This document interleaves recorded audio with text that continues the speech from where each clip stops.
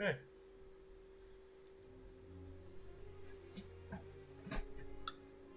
Wait for the stream to go. There we go. Welcome everybody to what will be part 1 in a series teaching younger players the very basic elements of this game. I've seen a lot of YouTubers put out a lot of tips and tricks videos, and I feel like I don't frequently see them putting out things where they're just dealing with what is this, what is that, what do all of these words that I'm using mean. And so this is hopefully to fill some of that gap, especially for a lot of the people who are directly in my guild who struggle with some of the same issues. So I've been asked to make a video based on that, and that's what this is going to be. Our primary method of doing this is going to be to look at battles themselves and just explain them as we're going through them.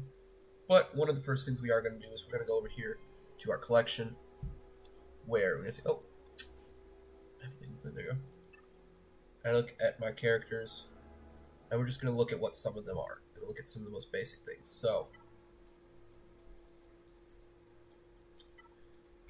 my primary squad arena team right now is Imperials. So we're going to start with the leader, right? So actually, we'll go ahead and do this from the choosing your squad screen. Okay, so squad. Step number 1, leader, Palpatine.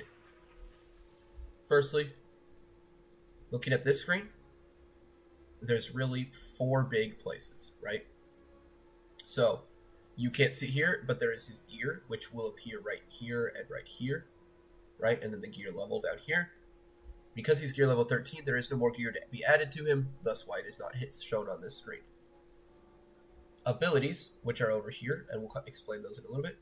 Relic level, down here in the bottom left. Mods, up here in the upper right. These are unlocked once a character reaches level 50. We'll be dealing with them in a separate video entirely because they are very complicated. As you might notice, my Palpatine's mods aren't even all that great right now. And then down here, just various details about the character. Whether or not he's favorited. This is suggested squads. Yeah, this button's useless. Don't pay any attention to this one. Favorited or not favorited. This looks at his stats. Very useful, especially when dealing with modding. But in this case, really, yeah, don't need to deal with that very much early level. His level down here, and then how many stars is he? And then if they are a crew member for a ship, that will be down here in the bottom right as well. All right, up here at the top, you have the character name, light side, dark side, or if you're Hondo Onaka, neutral. Whether the support, which is attacker, support, tank, or a very few characters have the healer option here. Whether or not they are a leader, that simply means, are they a leader ability or not? Do they have a leader ability or not? We'll get to leader abilities in a minute. Empire, oops, didn't mean to do that. Empire, and then his tags as a character, which are specific to, Palpatine, are Empire and Sith. He's Sith, he's Imperial. That's what those mean. Going to his basic ability. This is the ability that is always available to you. It has no cooldown, and that's true of every character. There will be no cooldown. This ability is just always available. It's the default one. It's also, as a result, typically the least powerful one. In this case, deals special damage to target enemy and shock them for 3 turns. Then, Palpatine gains 15% turn meter for each shocked enemy. Shock is a debuff, okay? Because you are applying it to an enemy, almost every time you're applying something to an enemy, it's probably a debuff. In this case, we're given the definition of it right here. Some of them, you're not given the definition immediately. Shock is unique enough, and Palpatine was one of the first characters, if not the first character, to have it, that it is actually described for us in his thing. I'll show you another way to look at the descriptions once we get into battle. But Shock is, cannot gain health, so that's can't recover health, cannot gain a buff, get to that later, or bonus turn meter. And that will make sense once we have turn meter explained. And the one other thing, special damage. There's just a small difference between physical and special. It's not that drastically different. Special is typically higher, and Yeah, that's pretty much it. I mean, that's basically all it comes to. Either way, they're both affected by offense. Offense increases both of them. It's just a different type. It's just a different base stat that depends on for each character. It will be different.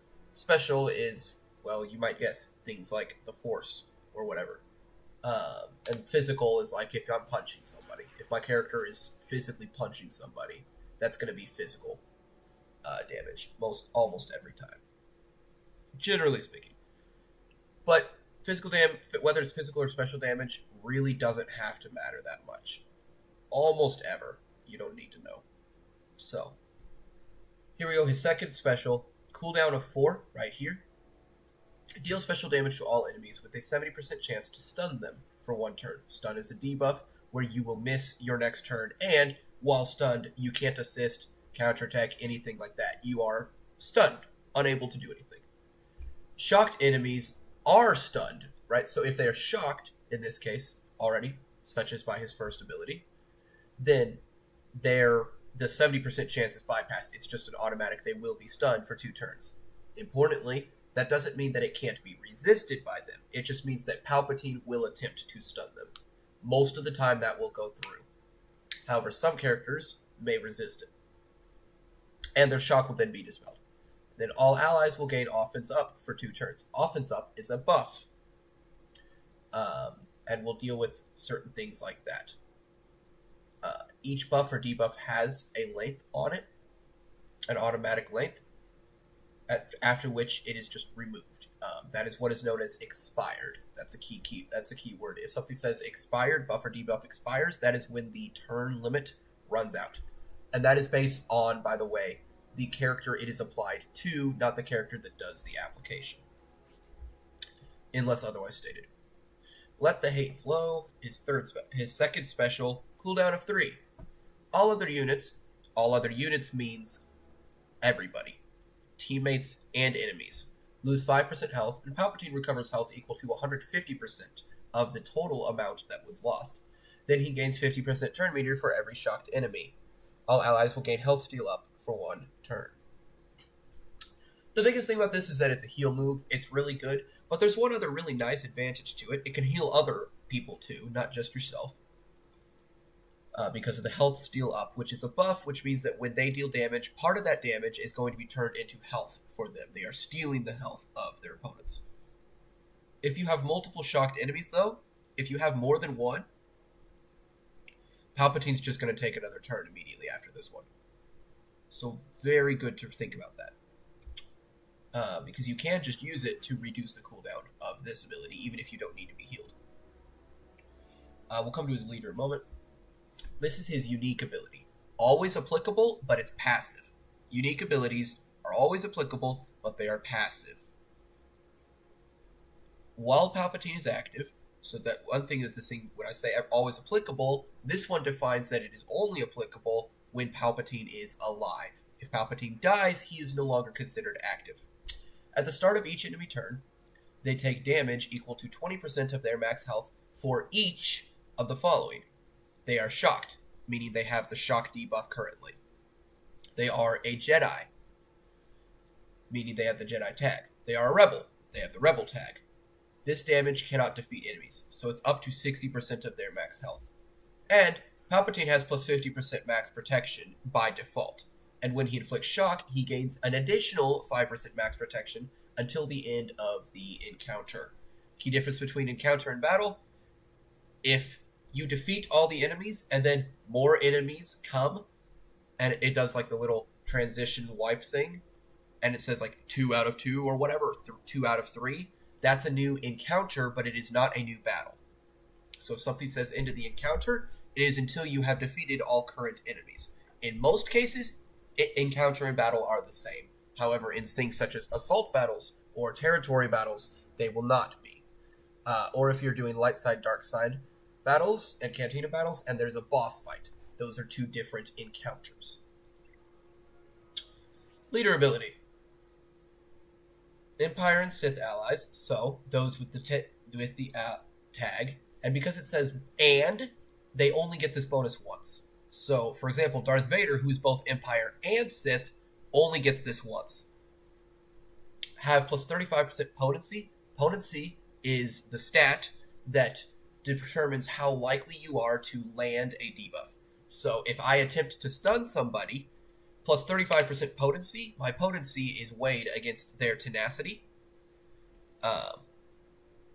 My potency lowers their tenacity stat before their tenacity stat attempts to resist the debuff. So if they have a 40% tenacity and I have 35% potency, their chance of resisting the debuff is actually only 5%. Jedi and Rebel enemies, then, at 35% max health is increased. That one's fairly self-explanatory. Jedi and Rebel enemies have minus 35% potency, so the opposite, and minus 35% evasion, less likely to evade my attacks. Evasion is the default stat that determines when I'm being attacked, what is the percentage chance that I am going to hit. That will be weighed against my opponent's accuracy. So if my opponent's accuracy is 25%, that does not mean that there's a 75% chance that my opponent's going to miss. It means that there is 25% less evasion on them, effectively.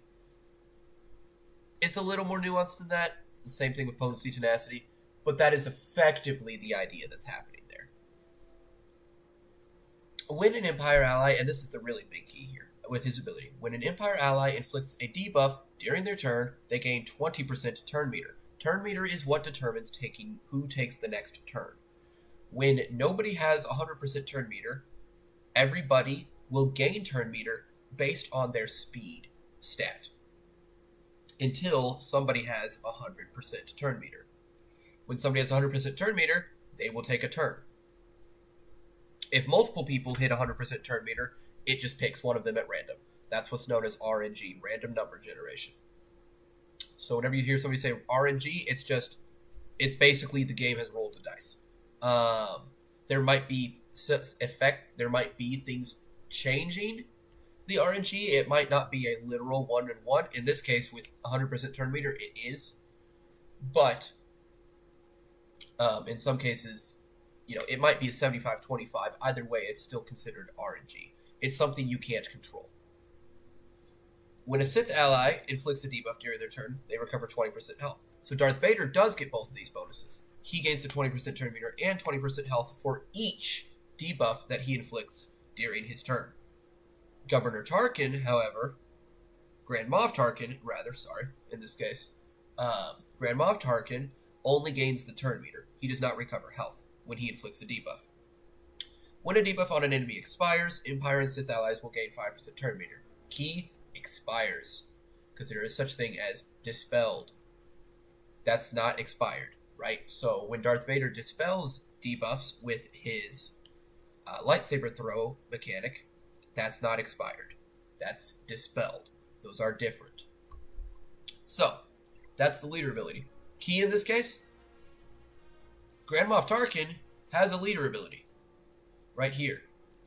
It is not active because he is not in the leader slot, right? So Palpatine here in the leader slot is the only character who has his leader ability active. Because guess what? Darth Vader also has a leader ability. It doesn't count. These two do not. Okay? We're not going to take the time to go through and look at every single one of these abilities. We'd be here all day. But that's ideas for how to read the ability. We'll deal with some of them in-game as they most specifically matter. Right here, this is a Datacron. Don't need to worry about it too much other than that it is improving my stats. Occasionally gives me actual abilities. You'll notice it says doesn't apply to any characters in the current squad. That's because none of my characters are light side. They're all dark side because they're Imperial. So all it's actually doing here are these stats over here on this left side here under stats. Plus defense, plus tenacity, plus health, plus critical chance. Okay. Let's enter the battle. We only have 5 minutes, so I'm going to have to talk really fast here. You could feel free to pause, go back, slow down. A lot of things. If you're wondering why Duel's End has only 50% health, or specifically 51%, he always does that to himself at the start of the battle. Okay. Very quickly. Here we go. Status effect. Vengeance. He has 1 stack of Vengeance right now. This is a buff. Hatred. The reason all of these have locks on them, by the way, is they cannot be dispelled or removed. They last indefinitely, as a matter of fact. Burning. He is a debuff that he has applied to himself. He doesn't actually take damage from it. So, but it actually does good things for him. All right, here we go. Darth Vader. Darth Vader has offense down, minus 50% offense. I'm holding my click, by the way, on, that's true no matter what you're doing. If you just like long tap effectively, that'll bring up this screen. He has one debuff, that's what this red arrow one is, offense down, minus 50% offense. Okay, we're going to use this middle ability. He's going to do all things. Now he's going to inflict a lot of debuffs. Because he inflicted a lot of debuffs, he's triggering Palpatine's leader ability. Palpatine's leader ability grants him 20% turn meter. That was a lot more than 5 debuffs. Equivalent, he has like 800% turn meter. But because he has 100%, he automatically takes the next turn. Merciless. This now applies the status effect, Merciless Massacre, to every single one of his opponents. He now ignores Taunt, which is this green one. Enemies will target this unit, but he ignores it now. Don't ignore Relic Delta. We're going to come to that in a different battle. So, he can target whoever he wants that has Merciless. And every time he does, he's going to get an extra turn, right? Okay, boom. Automatically bonus turn. This is different than 100% turn meter because I'm just going to go through here. Because it means he will take a turn immediately without even needing 100% turn meter. Bonus turns come before 100% turn meter. Okay, now I have to target the Taunt because I no longer have Merciless people. I still have the Merciless Massacre buff, which is giving me offense and blah, blah, blah, blah, blah. Read it later. There's a time limit on me. Okay, I've killed Palpatine. That's great. Remember, Palpatine's no longer active, so his ability no longer triggers that unique ability. Still have to attack Night Sister. Just use a basic ability here. Okay, this one. Debuffs. Boom. Debuffs. Extra turn meter. Big. Plus, actually, he gives himself more turn meter. So he automatically takes the next turn because nobody else has 100% turn meter yet. Okay. He's gained potency up. He deals damage with this one to all enemies and deals additional damage based on... and reduces their turn meter, makes them slower, and if he has Darkside Clone Troopers, which he doesn't in this case, then he will deal even more damage based on his potency. That's okay. He works well with Darkside Clone Troopers. I don't have Darkside Clone Troopers yet. Alright, Darth Vader duels in. He's going to do this. Deal physical damage to target enemy twice, not once, and call the strongest other attacker ally to assist. I already know that's going to be Darth Vader. If the target enemy is Galactic Republic, which it isn't, or Inquisitorius, which it is, or Jedi, Darth Vader will also assist. So what will happen is, I will deal damage twice. And then, Darth Vader, the regular Darth Vader, over here, is going to assist. And then, because this is an Inquisitor, Darth Vader Duel's End is also going to assist, right? So there's 1, 2, 3. Boom. Okay, here we go. Here's the stun ability attempt. Got one stun. You saw, if you look closely, maybe pause it, you would have seen a little small resisted thing come up right here. Or resists. Still can't do it. I would like to use lightsaber throw, but it's not going to work, and I want to keep the stun and the damage. See, Night Sister is taking damage on her turn because of the damage over time here. Alright, I gotta hurry up a little bit. Time's running short on me. There. Speed down, 25% speed, but then there's a speed down that can't be dispelled, which is different. Okay, here we go. Wham, boom, dead. Keep doing damage. See, inflicted debuffs, but it wasn't, so he got 80%. You see, he's not full here, which is why Palpatine's going to take his turn. Gonna do this one, say this again. We're basically just trying to absolutely wail. Scorch is going to take his first turn. He is ability blocked. I have time to say this one. Special abilities are unusable. He can only use his basic ability. Alright, there we go. That was a lot. I know it was really fast. Only had 40 seconds left there by the end, so unfortunately I was not able to take my time with that one. We are going to do battles where we will be able to take our time, but that's your most frequent battle positioning is Squad Arena. That's also the basis for trying to slow myself down a little bit. Woof. Alright, there you go. Now I'm going to talk slower. Okay. Most battles are going to be just about like that, where you have your 5 units against another player's 5 units, or at least 5 units as a whole. In the process, then, your units are controlled by you. The player's units are controlled by what I guess you could call an AI. They're controlled by the game. They're reasonably consistent with their abilities, and they're not always the greatest in terms of brilliance, but they are pretty good. They're not terrible by any means, except with a few teams. However, when we say that, that's why it's when somebody might talk about this team being better on offense or defense, which would be in terms of Grand Arena or Territory War, which we're about to start one right now, or we would start one if we got to 25 players. We're not going to get to 25 players, it seems like. So, unfortunately for that... Oh, hang on. Let me quickly screenshot that. There we go. I keep track of who all joins so that I know who actually joined and who didn't, and we can remove people who won't join. Okay.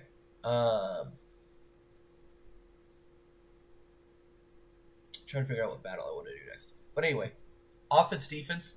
That's why some teams are just bad at defense. The AI doesn't really know how to play them very well. They're better played on offense.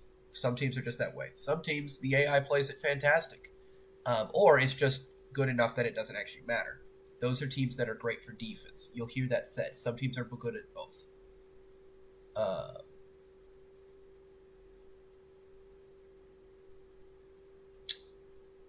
There's not really a good event for me to do right now.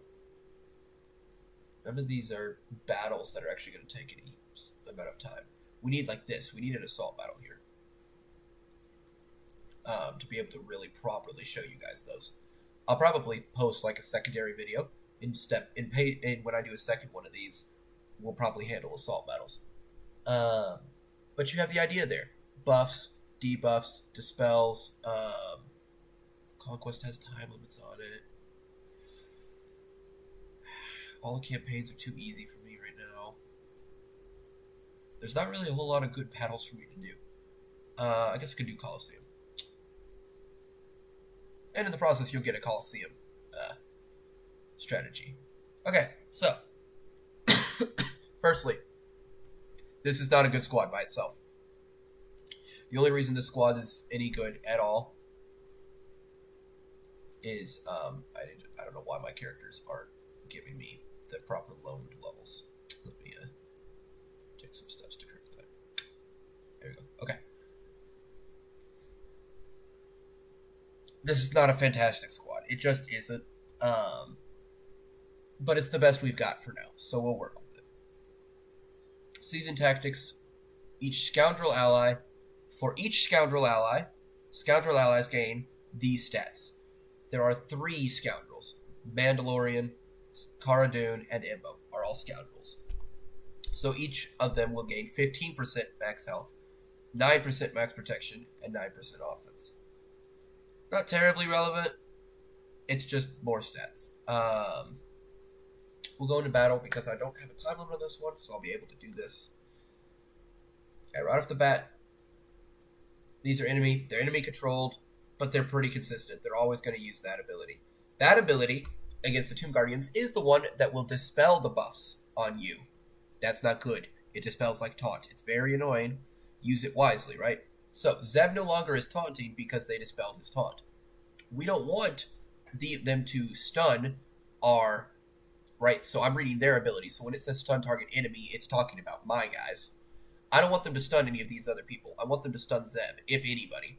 So what I'm going to do is I'm going to use Zeb's third ability, which will allow him to taunt, and then I will grant offense up to all of my characters, or to my New Republic characters, which actually only applies to Drogon right now.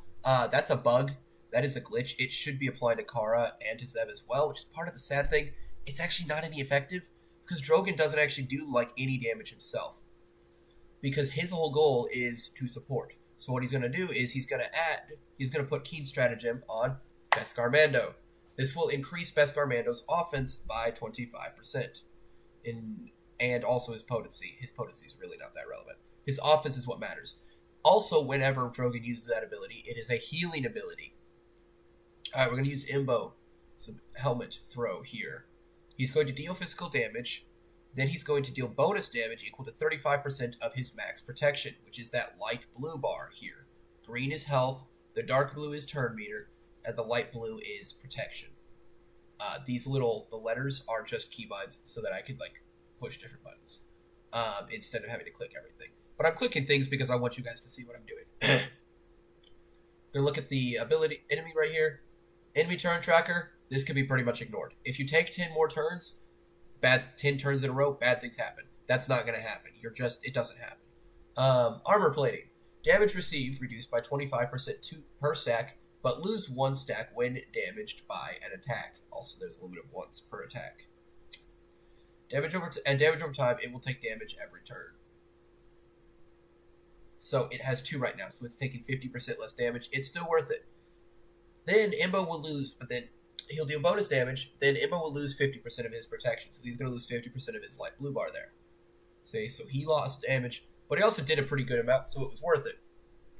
This one has a chance to remove an enemy's turn meter. It did it on this one and this one. The middle guy resisted it. Didn't work. That's pretty well expected, honestly. We're going to do this. Here, he's going to prepare. I'm not going to bother reading this ability. He's going to get ready. All right, they managed to land the stuns. That's okay. He has now Whistling Birds. When he uses his next ability, for every stack of Whistling Birds, he's going to deal an additional instance of damage to the enemy, which means that he's about to deal a whole lot of damage. So we're just gonna heap. But every time we deal damage, he's gaining stacks of Whistling Birds. So he's gonna have 8. Really big deal. He's not got any defense. This is gonna deal a ton of damage right here. Go from 15, 25. Boom. Big ol' stat. Big ol' damage. Never use Zeb's ability here. It's great in a normal setting because of the provoke, but provoke does not work against bosses like these. Don't do it. Not worth it. Basic ability is all we've got available. Basic ability is all we got available. Gonna do this again because we like turn meter removal. None of them got it. That's unfortunate, but that's just how it goes. Get bad luck sometimes. Almost got this one down. There we go. He's about to dispel buffs, so I don't want to taunt because he's about to get rid of it anyway. Okay, so we got a chance to use Keen Stratagem again. We're going to use it on Imbo because Imbo needs healing. Because Imbo damages himself, which it's worth it for the extra damage it does. But we're actually going to wait. No, actually, no, we're going to do. You could wait 1 on that. Honestly, I probably should have. Working with Imbo's a little weird. He's a strange one, especially when you have such little protection like you do with this early in the game. Or still, you see he's about to do this. They're both about to do it, actually, so there's no reason to taunt, because it's just going to get dispelled. We're going to wait on the burning, because it deals damage twice until Mando's doing his Whistling Birds thing. Cool. We got it again on this guy.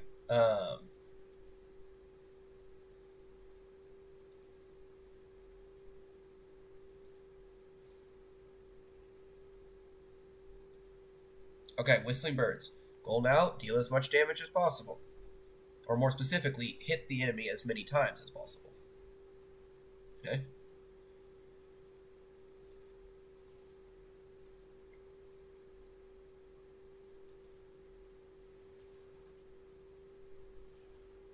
Okay, so he stunned Mando. That's frustrating, but it's actually not the end of the world. Because he's just going to keep waiting. He's actually going to be able to use. He would have done it with 7 there. Now he's going to actually be able to do it with all 10 at once. So it is annoying, but honestly, it's not the worst thing that could have happened. There's really no point to taunting still. We're just going to go and do this. Boom. Okay, so nice thing now, there's only 1 enemy at this point. So I'm actually able to taunt properly now. Get a good hit in there, yeah? So, not this turn, but I will be able to taunt in the future. Hopefully Mando gets another turn here. I really don't want to lose Imbo. Come on. Yes. Okay. So I can do this, which will give damage immunity to Imbo. Which means that Imbo is not going to take damage the next time that he does his attack, and he's about to do his beam attack, probably.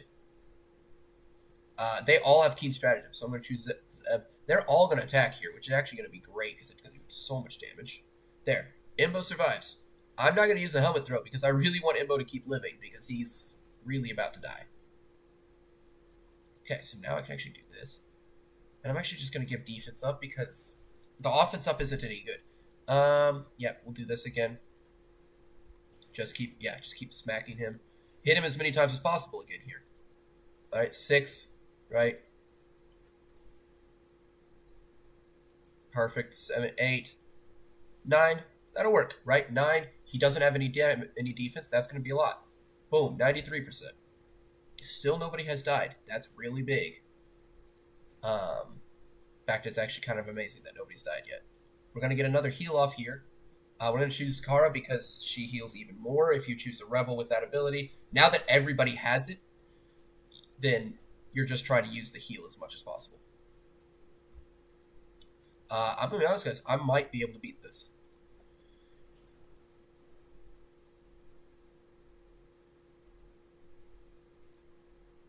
I'm going to do defense. The reason, because he's going to dispel it, but first, because of the way this is worded, he will deal damage first, and then he will dispel all buffs on them. So yeah, I know the buffs got dispelled, but honestly, that's actually kind of okay, because he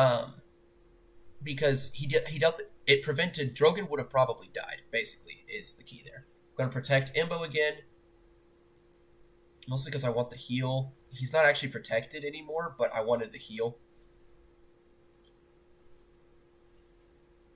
Okay, Drogon's still alive. That's honestly kind of shocking.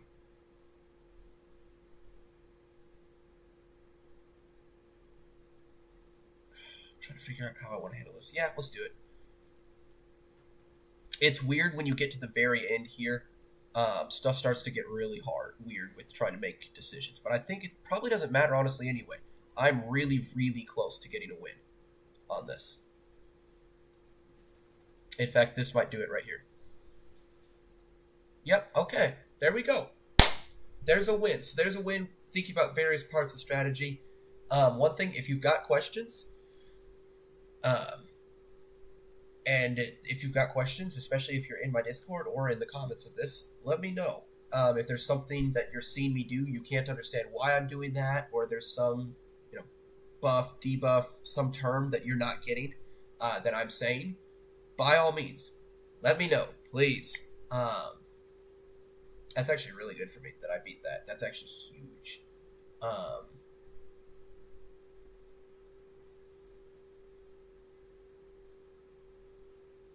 Yeah, that's so big. That's going to start giving me really good materials in terms of upgrading, because I'm trying to get Rada. I'm only going to be able to get him at 4 stars because I'm not spending any money, which makes it really hard. But I want to get Rada, but that means I have got to get R5D4 to 90. To era level 90, and that takes, well, to get the past 75 takes these materials that this one's going to reward me. I don't think I'm going to get very far here. That's kind of just the nature of this. But it's worth a shot. Oops. Okay. Strategy, start off with exactly the same deal. Difference being, they are now going to take way less damage because they're just, I'm going to wait because he's got the defense up on that. Yeah, they're more likely to resist the turn meter removal, which was huge last time. They take less damage as a whole. They're faster. Just in general, they are a lot stronger now. But I'm avoiding the helmet throw because I don't want to use it. Like, it's going to deal more damage to me at the moment. If he has defense from this, if he has these armor platings, it's going to deal more damage to me than it actually is to him, and so it's not worth it. Unfortunate to have to use Mando's ability there. You don't get a choice, though. So, I would have liked to have had him with less armor plating stacks, but that's okay. You do with what you've got.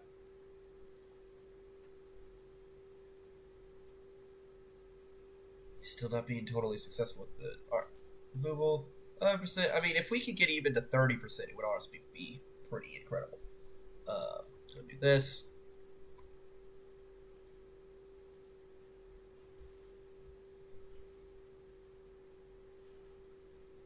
Yeah, just because they take so many.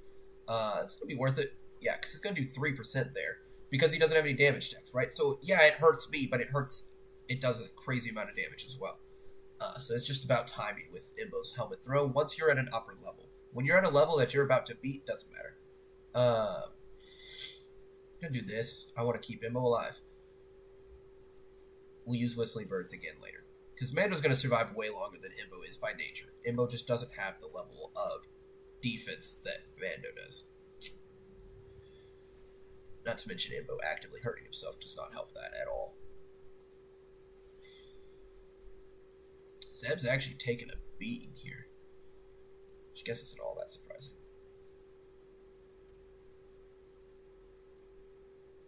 Unfortunately, we're going to take a bonus turn because Kara did that, so this is actually going to be almost nothing. Because it triggered way too soon. Because he gets a bonus turn whenever a scoundrel goes below 100% health, which Kara Dune just did. Zeb's dead. This is not going to go much further. Because there's, yeah.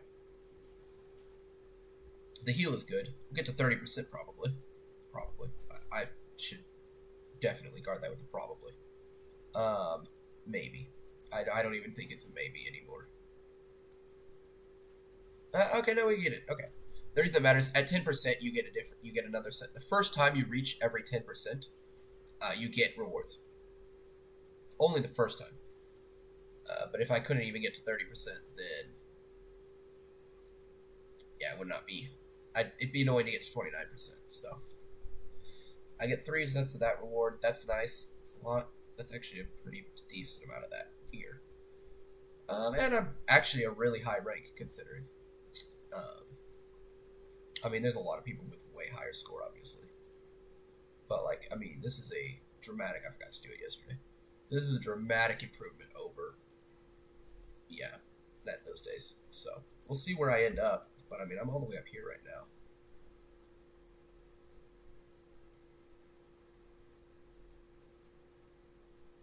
Yeah, we'll see. I might end up getting really high score there. So, anyways, I think that's pretty much all that I have for now. We'll get a mod video probably tomorrow.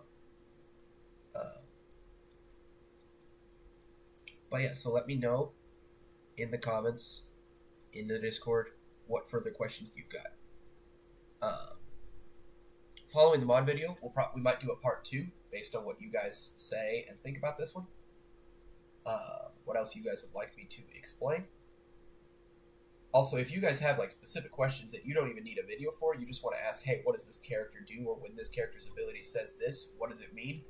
Feel free to ask. I will gladly explain them to you without even having to make a video on it. And I'll try to be pretty on top of that one easily. So, but yeah, so after the modding video, we'll probably do a part 2 of this based on comments. And then after that, we'll do a like general tips and tricks dealing with the various game modes, explaining what every game mode looks like. What's important, why each one's important to do, which ones are more important than others if you only have so much time, right? It's good to do all of them. Notice I don't really do much Conquest because it really doesn't do that good for me. It's a lot of work, not a lot of fun, and not very many good rewards because I don't pay money. So, there you have it. We can do something fun on stream here. Oh, which ones do I need? I have enough crystals for another marquee pack. So let's do Zeb.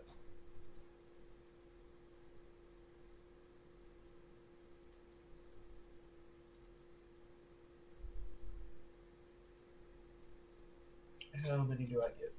Either way, no matter what I get, I'm going to be able to promote him. 7. That's the expected amount. It's the highest percentage chance. The percentages are laid out over here. It's a 70% chance you get 7. So, like, that's not at all remotely surprising.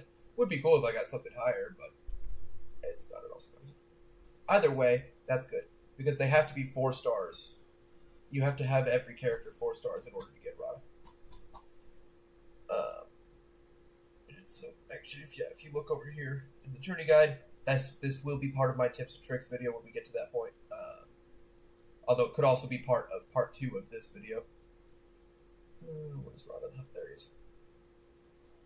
It's like, this is undergoing. But there are achievements for him. Where are those actually?